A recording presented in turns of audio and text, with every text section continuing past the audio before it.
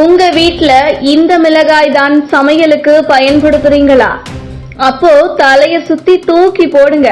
வெளியான பகீர் ரிப்போர்ட். உணவு சுவைகளில் அறுசுவை இருந்தாலும் இனிப்பு காரமே எல்லோருக்குமே பிடித்த சுவைகள்.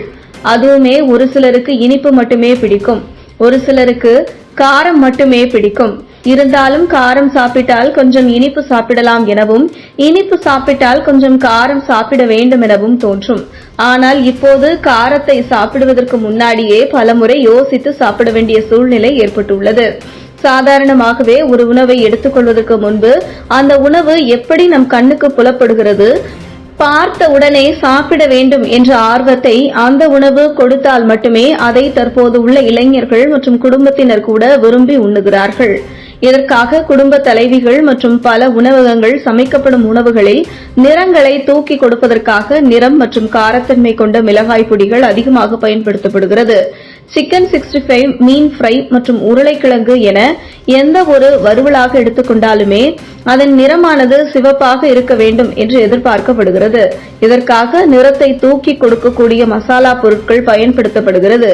குறிப்பாக ஆந்திராவில் சாகுபடியாகி விற்பனை செய்யப்படுகின்ற ஆந்திரா நீட்டு மிளகாய் வற்றல் மற்றும் அவற்றிலிருந்து தயாரிக்கப்படும் பொடி வகைகள் அதிகமாக பயன்படுத்தப்படுகிறது. ஆனால் இவை நம் உடலுக்கு கேடு விளைவிக்கக்கூடியதாகவும் புற்றுநோய் ஏற்படும் அபாயத்தை கொண்டதாகவும் அதிர்ச்சியான தகவல் தற்போது வெளியாகியுள்ளது. அதாவது இந்தியா, சீனா, இந்தோனேஷியா, தாய்லாந்து, பாகிஸ்தான், வங்கதேசம் என பல நாடுகளில் மிளகாய் சாகுபடி நடக்கிறது. இவற்றுள் இந்தியா 1.37 லட்சம் டன்னை ஆண்டுதோறும் உற்பத்தி செய்து உள்நாட்டு தேவைகளுக்கு போக பல நாடுகளுக்கு ஏற்றுமதியும் செய்கிறது. அப்படி இந்தியாவில் ஆந்திரா, தெலங்கானா, கர்நாடகா, மகாராஷ்டிரா, மத்திய பிரதேசம் மற்றும் தமிழகம் உள்ளிட்ட பகுதிகளில் மிளகாய் உற்பத்தி அதிகமாக நடக்கிறது. இவற்றுள் ஆந்திராவில் சாகுபடி செய்யப்படும் மிளகாய் நீட்டு மிளகாய் என்றும், தமிழகம் உள்ளிட்ட இடங்களில் உற்பத்தி செய்யப்படும் மிளகாய் குண்டு மிளகாய் என்றும் கூறப்படுகிறது. அது மட்டுமின்றி ஆந்திராவின் குண்டூர் சந்தைதான் ஆசியாவிலேயே மிகப்பெரிய மிளகாய் வற்றல் சந்தையாக திகழ்கிறது. மேலும் இங்கிருந்துதான் மிளகாய் வற்றலுக்கு விலை நிர்ணயமே செய்யப்படுகிறது.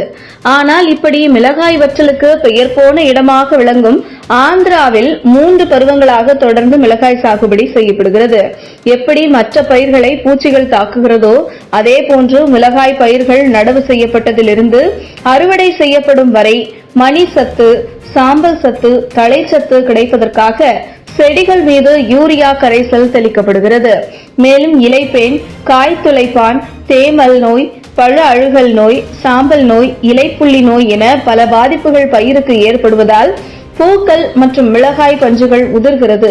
இவற்றை தடுப்பதற்காக குளோரோபிரிபாஸ், குயிலான்பாஸ், மீத்தைல் டெமட்டான், தாமிர ஆக்சிக்ளோரைடு, கார்பன்டாசின் என பல பூச்சிக்கொல்லி மருந்துகளை விவசாயிகள் பயன்படுத்துகிறார்கள்.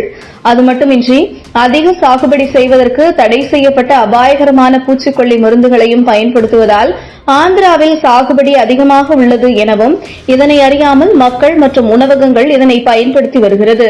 இப்படி பூச்சிக்கொல்லிகள் மற்றும் வேதிப்பொருட்களால் உற்பத்தியாகும் வற்றல் மிளகாய் மற்றும் மிளகாய் பொடிகளை பயன்படுத்துவதால் புற்றுநோய், சர்க்கரை நோய், மலட்டுத்தன்மை பாதிப்புகள் ஏற்படலாம் எனவும், குறிப்பாக பெண்ணிற்கு ஆண் தன்மையும் ஆணிற்கு பெண்ணின் தன்மையும் ஏற்படும் ஹார்மோன் மாற்றமும் இதனால் ஏற்படும் எனவும் பொது சுகாதார நிபுணர்கள் கவலை தெரிவித்துள்ளனர்.